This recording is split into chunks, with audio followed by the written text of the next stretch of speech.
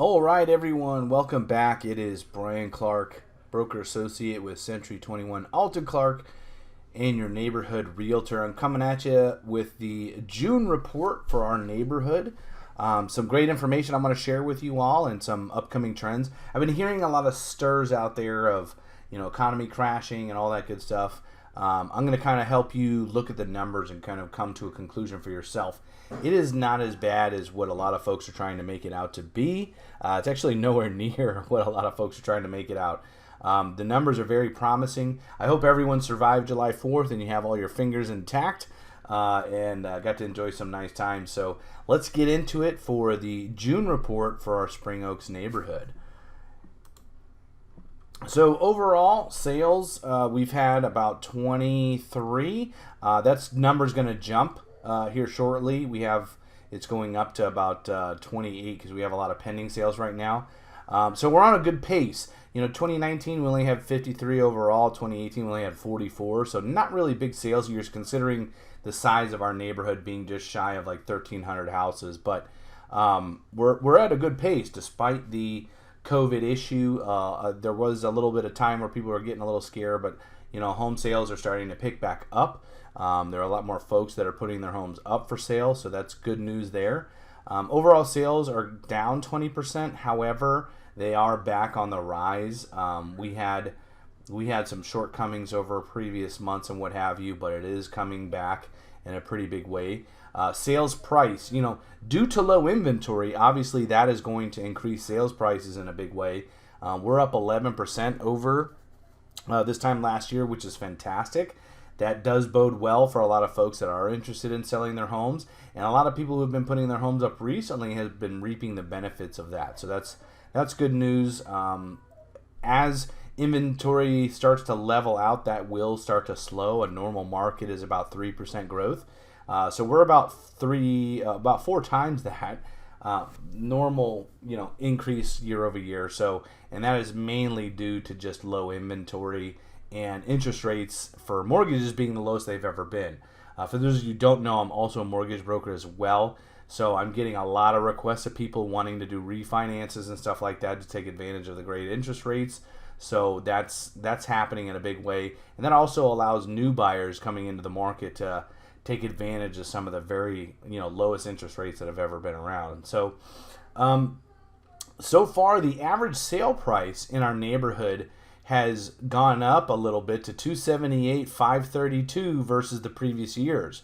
Take a look. Between 2018 and 2019 there was a little jump between the two, but so far it was only like a $5,000 increase as the year ended out and everything kind of averaged out.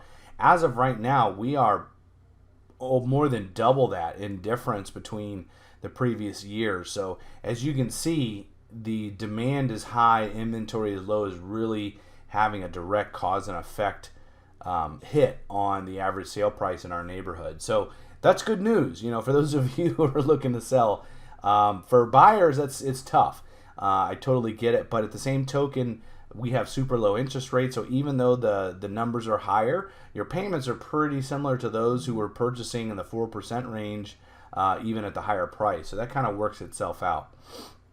Now, average price per square foot, we're hovering around $149, and what that means is basically you take your home's square footage and then you times it by the average price per square foot. That is how appraisers value your home. We do have typically 3 to 4 different standard style homes, and those can vary based on price per square foot.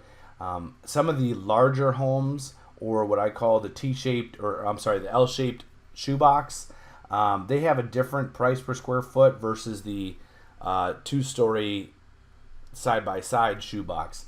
And they can vary greatly in price per square foot because those typically have a larger price per square. There are some homes for sale currently. Right now, we have some, if you look in the email, there's some homes that are really trying to get some record-breaking price per square feet. Unfortunately, I don't think they will get it because it just hasn't happened ever.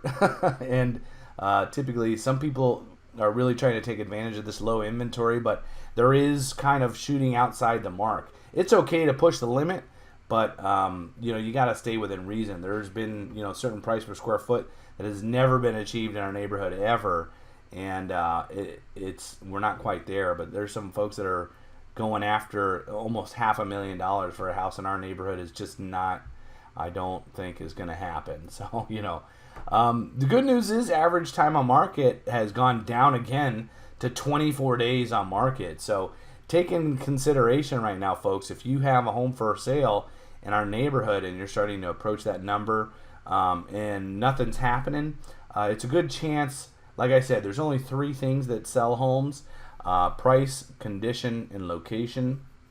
And then actually a pretty major 4th is marketing. Especially now during COVID, when many people are not just going out and driving neighborhoods. That just doesn't happen anymore. People don't want to waste gas. They go online to view all this stuff, and even more so now that COVID has hit. So marketing is a really big key. So if you're approaching more than like 24 days on market and stuff like that, you really need to do yourself a favor and think hard. Where is the deficiency? Is it the condition of your home? Is it a little cluttered? Could things be staged or cleaned or shaped a little better? Is the roof really old? Are things just a little dated? Is that what's causing a slowdown? And then take a look at the marketing and pricing, because pricing solves everything. Marketing can help get you the higher price, but if you don't have great marketing, you better have great pricing, because it's a trifecta kind of deal. And if one is not sort of stacking up to what is needed in order to sell your house, that could really hurt you. Average days on market is down 30% over last year, which is, once again, just due to lack of inventory. So stuff is moving a lot faster because there are a ton of buyers out there and they just don't have as much to look at as they did over last year. And same as always, 8 homes failed to sell in 2019. There have been a couple properties that have not sold this year. And basically what happened is bad marketing, bad pricing. 154 days on market.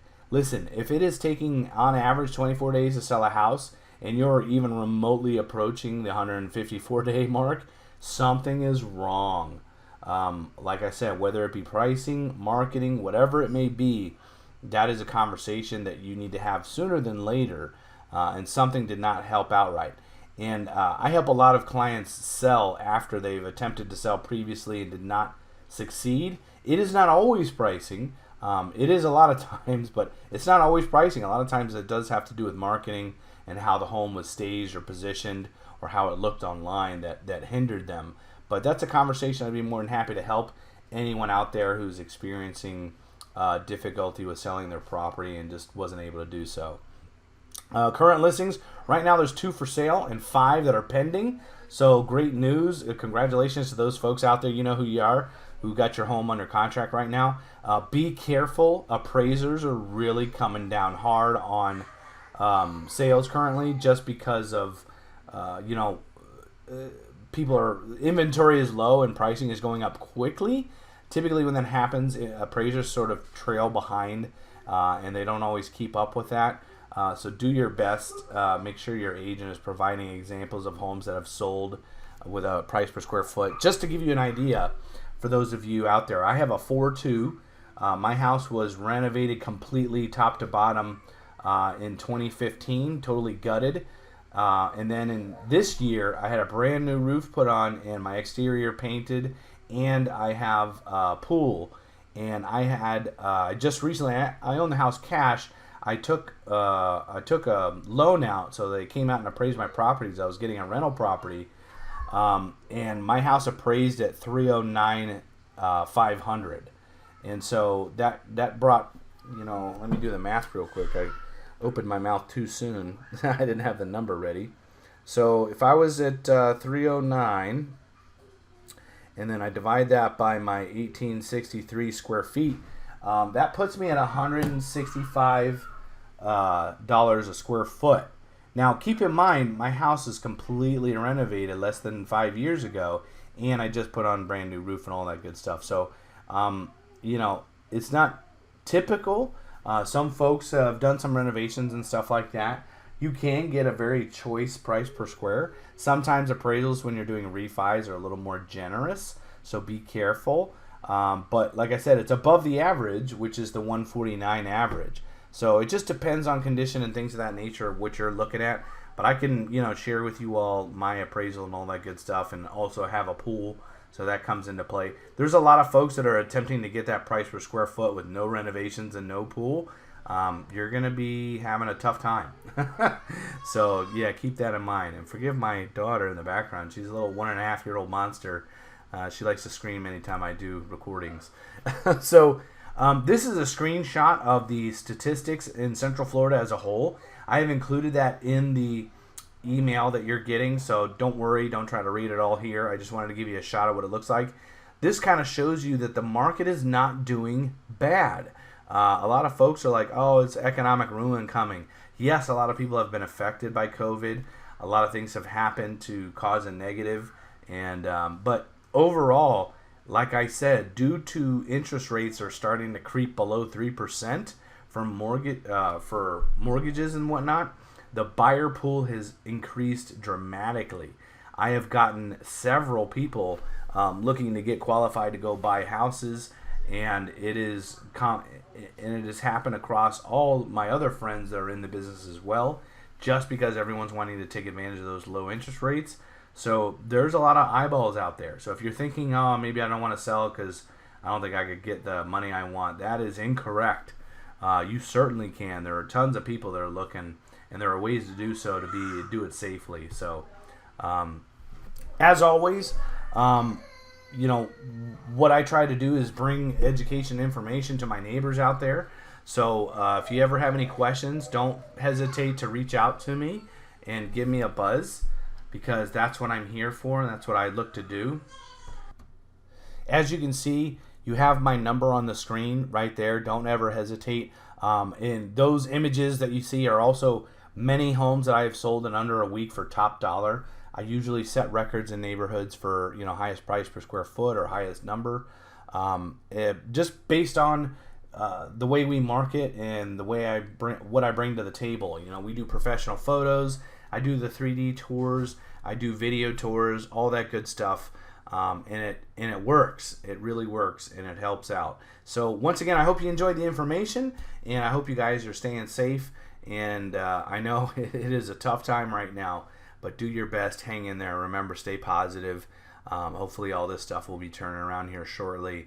But in the meantime, I'm always here to help you with questions, answers, and any real estate needs. So also for those of you out there who are just maybe thinking of doing a refinance, if you have anything over 3.5% interest rate right now, you need to give me a call, because right now the interest rates are super low. I've been helping a lot of people refinance and not restart their mortgage, to a 30-year loan and still save money.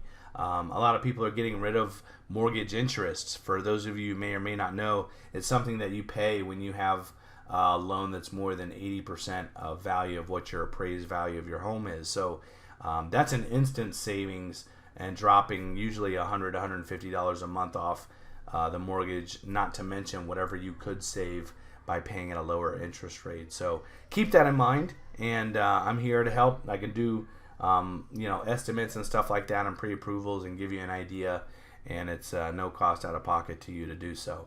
All right, so stay safe, and thanks again as always for tuning in, and I'll see you next month. Bye now.